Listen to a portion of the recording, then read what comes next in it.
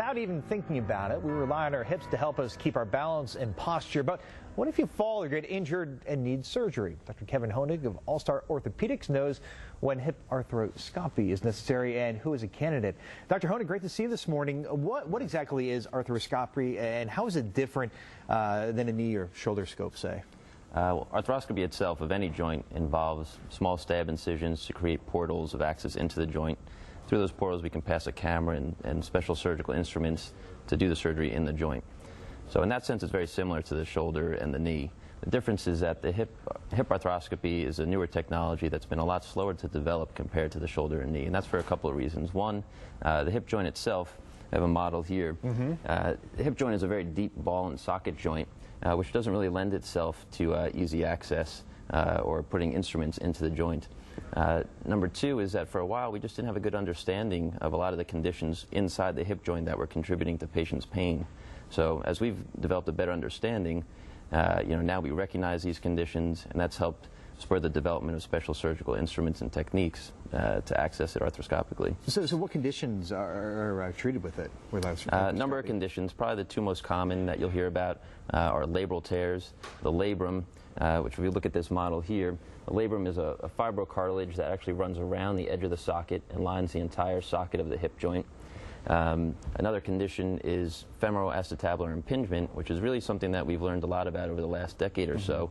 So FAI, that involves bony anatomy on the hip in two spots. One is right on the femoral neck here.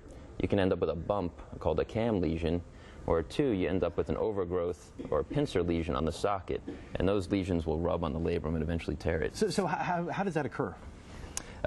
Usually it occurs from activity, a repetitive trauma. So labral tears can be a traumatic event such as a dislocation, but more commonly it's associated with the femoral acetabular impingement.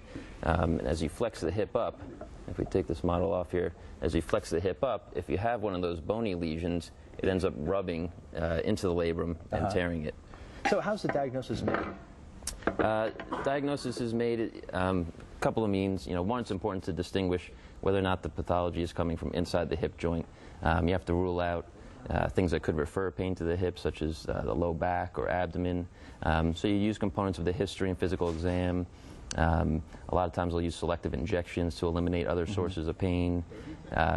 X-rays show the bony lesions and MRIs show the labral tears. So if somebody did have to go in for surgery what exactly does that entail? It's an outpatient procedure, so you come in, you go home the same day. It involves usually 2 or 3 small stab incisions around the hip, and through those incisions we use special instruments that are designed just for hip arthroscopy to repair the labrum and shave off the bone spurs. Okay, Dr. Honig, we appreciate you coming in this morning and showing this.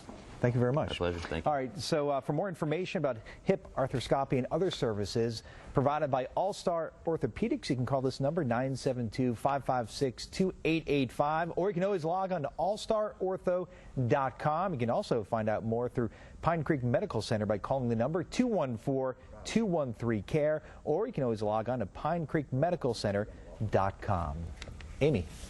All right, Chris, thanks so much. You might want to join me for this next segment. Okay, after the Rangers lost last night in St. Louis.